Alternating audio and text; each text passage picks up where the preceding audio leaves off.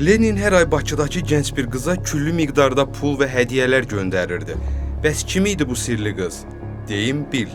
Leninin məktublarında tez-tez Nina necədir, Nina üçün bəxşişlər göndərdiyi ifadələri keçirdi. Amma heç kim bilmirdi ki, Nina bir qız yox, Çar imperiyasının sonunu gətirəcək gizli bir mətbəə idi.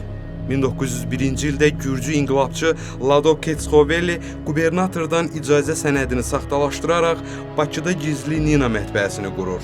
Nina mətbəənin gizli yazışmalardakı şərti adı idi. Deyilənə görə Ketsxovellinin anasının adı da Nina idi. Ələ keçməmək, qonşulara varlı, işgüzar adamlar kimi görünmək üçün işçilər tez-tez faytona minib bazarlığa gedirmişlər. Sonralar Nina'nın kiçik bacısı Nadia da fəaliyyətə başlayır.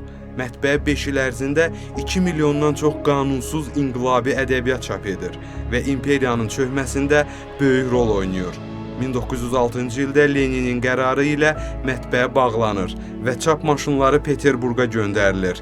Sovetlər dönəmində 1938-ci ildə Mərkəzi Komitənin qərarı ilə Nina'nın yerləşdiyi ev təmir olunaraq muzeyə çevrilir.